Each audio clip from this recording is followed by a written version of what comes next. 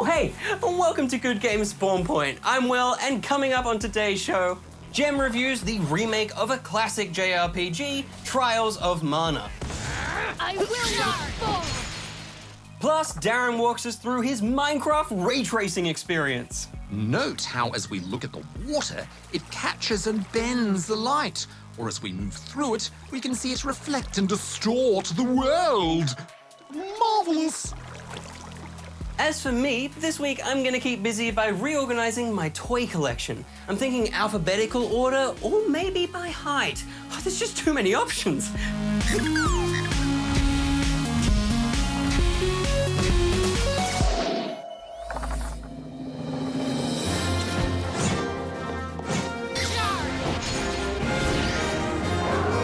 Going in. Get ready.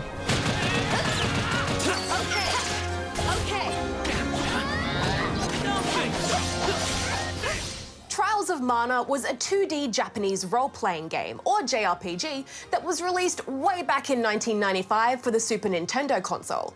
As of this year, it's made the transition into a fresh-faced 3D remake that stays true to its roots, for better or for worse. As with a lot of fantasy games, there's a very rich and deep lore behind it that Trials of Mana dedicates a lot of time to telling you about. But Cliff Notes version, evil forces are rallying to capture the 8 Mana Stones, to release the ancient beasts within them, effectively dooming the world. Burn to the ground!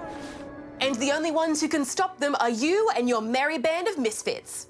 Your party is made up of 3 out of 6 available characters, with one being your lead and the other 2 as backups. Each has their own backstories and are stronger in some areas than others, which is important to keep in mind if you're looking to build a specialised team. I, however, ignored all of that and chose my team for the following reasons. Reese, because anyone with the neck strength to carry that headpiece around is not to be messed with. It is unwise to get in our realm. Hawkeye, because I was hoping he'd turn into a bird at some point. What is going on? And Kevin, because this is an epic fantasy story and his name is Kevin. Sorry.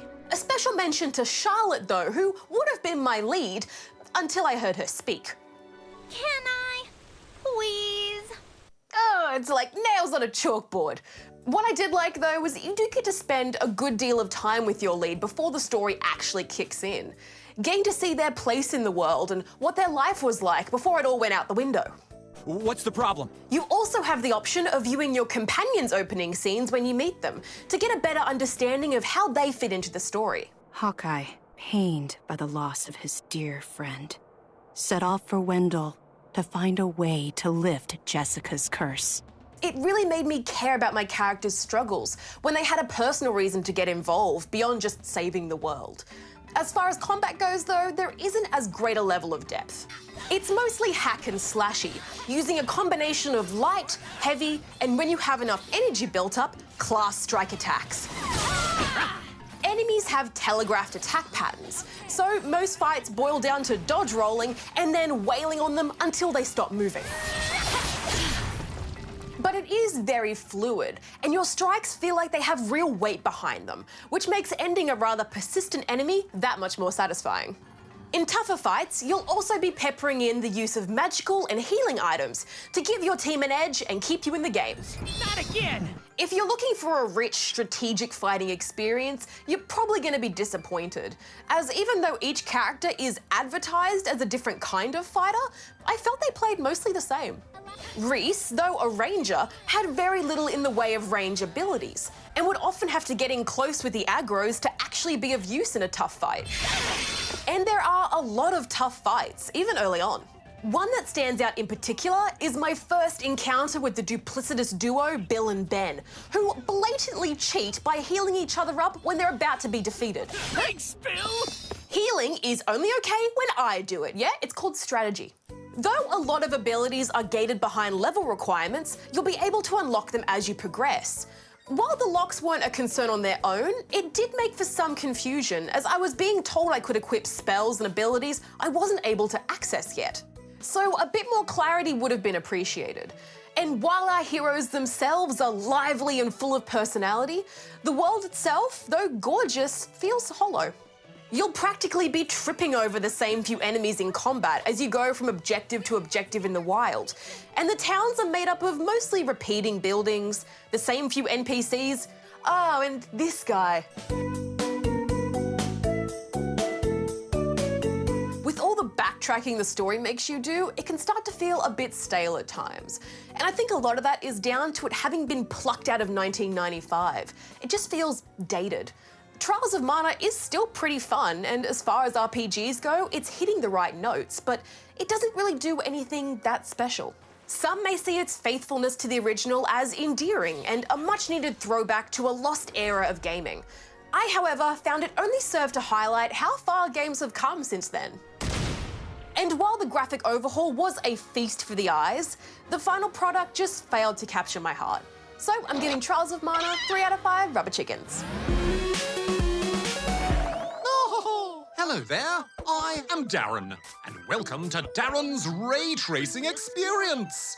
Oh, sorry, just let me turn the ray tracing on. Ta-da! As you can see, I'm here in Minecraft, which has recently released a beta version featuring ray tracing support. So many rays! So much tracing. Oh, look at that ray there. Oh, there's another one. Cheeky ray. So what is ray tracing, you may ask? Well, it's something you'll be hearing a lot about in the coming years, now that both Xbox and PlayStation have confirmed that their next consoles will support it. Ray tracing, as the name suggests, traces rays of light as they move from a source and bounce around the environment. In other words, it's a way to calculate the physical behavior of light, allowing for realistic lighting, shadows, and reflections. Simple, really. One place you would have seen ray tracing in action is at the movies. Sorry, I wasn't listening. I've just been bat-mailing on my bat phone. Animated movies and special effects artists have been using the technique for many years now to give the lighting in their films a much more realistic feel. However, video game artists, up until now, have had to more or less create lighting in games by hand. While they have got rather good at it, they're still forced to use various tricks which can sometimes break down on close inspection, like how screen space reflections get cut off, for example. As you may imagine, accurately tracing billions of individual rays of light requires a huge amount of computer power to pull off. In fact, few would have thought ray tracing in video games would even be possible for many more years to come, let alone be a feature in the next generation of home consoles. Yet, here we are! The wonders of science never cease to amaze. So now, if you own Minecraft for Windows 10 and have a specific type of graphics card which supports ray tracing, you can experience it for yourself. So, without further ado, here's a guide of what ray tracing can do with a tour of my own house of ray tracing delights. Let's begin. As we enter this lovely little garden, note how the sun rays beam through the leaves and cast accurate shadows on everything. Ah, so peaceful. Now let's go inside. Oh, what a welcoming room! See how the warm glow of the lava in the fireplace fills the room and casts realistic shadows. Look at how everything reflects in these shiny gold blocks. How different surfaces catch the light just as they would in real life. And how the different colours from each of these blocks subtly fill the shelves. But let's move on. Here we can see how the afternoon sun comes in through this window, hits the bed, and then bounces up to fill the room. Notice the hint of red that bounces onto the wall from the bed here. Now, moving on, like in the previous room, we can see how when light hits a certain colour, as in real life, it will bounce off that surface and take that colour with it. See how the sun bounces off the red carpet and fills the room with a red glow. Fascinating. Moving on, we see how as the sun shines through these different colours of glass, it takes on their particular hue, allowing us to create some lovely stained glass window effects. Here in this little room, we can see how ray tracing allows for extremely accurate reflections. Who's that handsome robot? Moving on. Here we can see how just one simple light, a few blocks, and some water can create a rather fetching modern fountain. But note how as we look at the water, it catches and bends the light, or as we move through it, we can see it reflect and distort the world. Marvelous! But prepare yourself, for now we will see how combining lights and reflections can lead to some mind-bending modern art. Here I've placed mirror blocks on the walls, floor and roof, and by combining that with these coloured lights, I've created an infinity room where the reflections are reflected way off into the distance. It's quite a stunning effect. And speaking of art, here is another stained glass window I made earlier.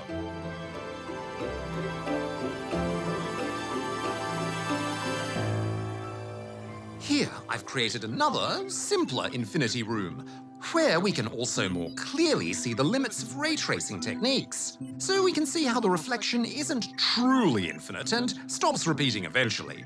But also note how light accurately blends together here. While the coloured lights have hard, clear edges, the light they cast seamlessly blends across the whole visible spectrum. It's all the colours of the rainbow. Now here I've simply layered rows of different coloured glass on top of each other over white lights. Note how the colours change with each different layer they pass through.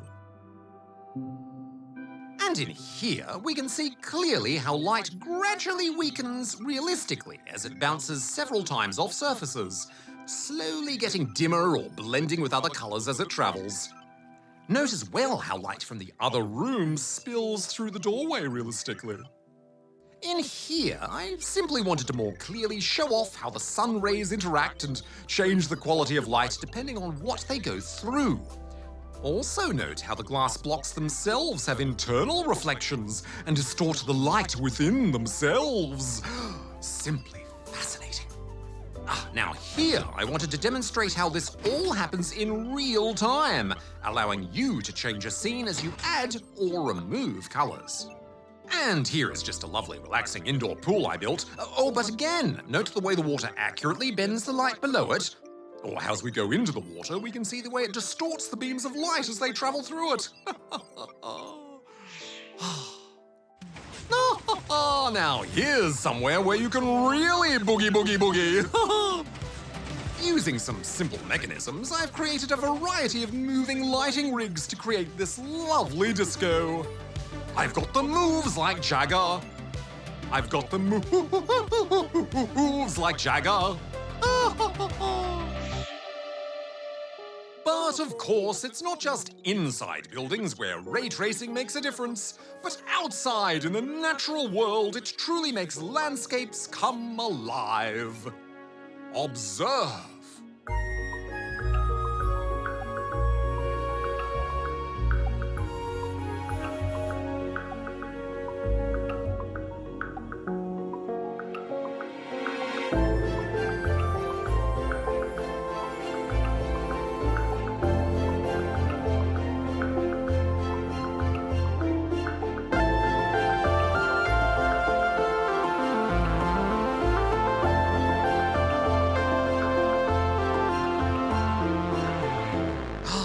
Wonders of virtual nature, such majesty.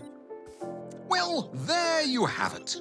Personally, I've had a lot of fun with ray tracing, as it lets me build and play with light in whole new ways, letting me create the exact atmospheres and mood I want in every room.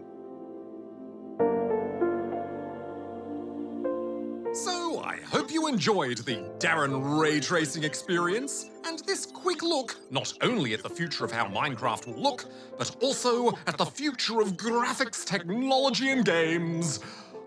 Exciting times ahead!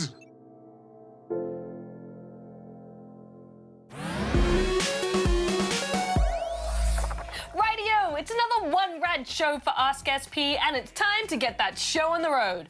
Lights, camera, Rad. Let's do it. Now we have a bunch of gaming queries to choose from, so let's get stuck in with this video from Pluto Cat. Hello fellow gamers at GGSP, this is Pluto Cat reporting for duty.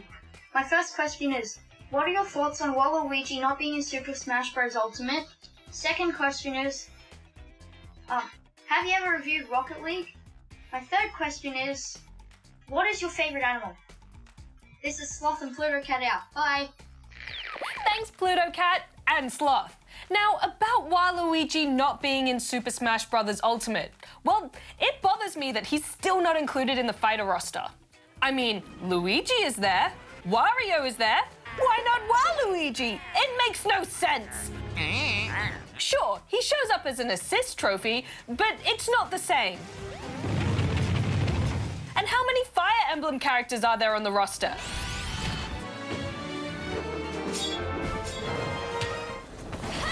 You couldn't pop your purple-clad boy Waluigi in there instead of one of them? It really makes me wonder. Waluigi! There is some hope, however, considering there is still said to be a few more DLC fighters coming to the game up until the end of 2021. So here's hoping there'll be some justice for Waluigi. As for whether we've reviewed Rocket League, well, yes, that was reviewed on the show back in 2015 by Barjo and Hex. If you want to check out their review, you can take a gander at our online archive. Within moments of playing this game, I was having fun. Within moments. It scored pretty well at the time. And there have been lots of updates since, with new modes and DLC added. So it's a bigger and possibly even better game now than it was at launch. Now to your question about my favorite animal. Well, of course I can't go past my best boy dog Boatmeal. But I also really love earthworms. I just think they're cute and they help plants absorb nitrogen better. And as someone who loves plants, that's really, really cool. I like how they help the earth. They've wormed their way into my heart. Now on to our next question, and this one is from Isaiah in Sydney. Hi, I want to know if you can get attacked by the bees they added in Minecraft. Thanks, Isaiah. Well, I think it's worth double checking with Darren on that one, so let's give him a buzz, shall we? Hello, hello, this is Darren. Hi Darren, Rad here with Ask SP. Isaiah was wondering if you can be attacked by the bees in Minecraft. Oh, well, the answer to this is affirmative. Minecraft bees will indeed sting you if provoked.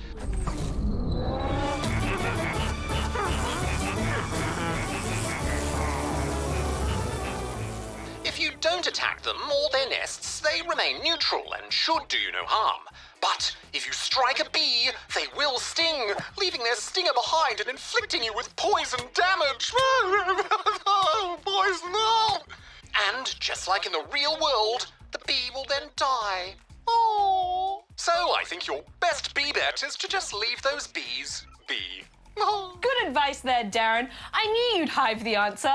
Affirmative. But now I'd better be going. Oh, and remember, always be yourself. Thanks, Darren. Bye. Bye. Now on to our next question, and we have a video from Eleanor. GGSP. My name is Eleanor, and today I have one question for you.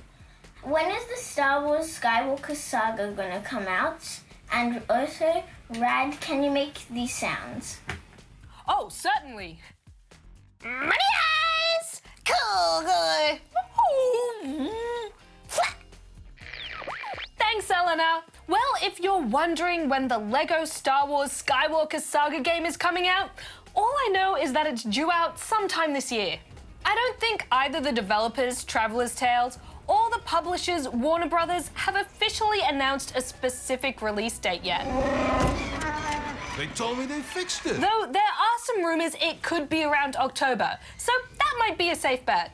And we did see some artwork for the game back on May the 4th. It shows elements and characters from across the 3 main Star Wars trilogies. Ooh, so exciting.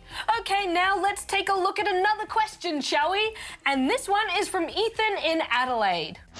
Hello, GGSP. I was just wondering, what was the first AFL video game and how long ago was it released? Thank you.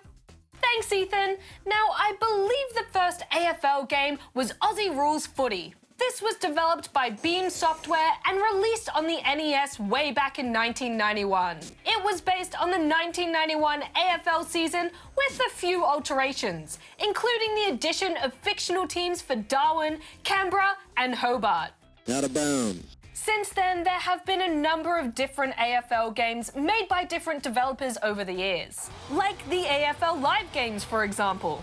The most recent AFL games are AFL Evolution from 2017 and AFL Evolution 2, which came out this year. Both were developed by Wicked Witch Software. I actually reviewed AFL Evolution 2 a few weeks ago on the show, so why not take a look at that if you haven't already? Now that's all the time we have for questions today. If you've got something that you'd like to ask us, go here to send it in. And if you make it a video and it ends up on the show, we'll send you some cool GGSP loot. Well, that concludes the rad-studded Ask SP. Pause for applause. Pause for applause. Well, that's everything we can squish in for today. But coming up next week, I try to drive big trucks through mud and snow and get stuck a whole lot in SnowRunner. Plus, Rad becomes an aviating entrepreneur in Merchant of the Skies. And make sure to check out the ABC Me app for an extra bite-sized serving of GGSP. This week, Gem and I play some tabletop games together while being far apart in a Let's Play of Tabletop Simulator. This is a very small table. It is. All too easy to perhaps yeet it. But until next time, may all your games be good ones. Well out. Gem out. Rad out.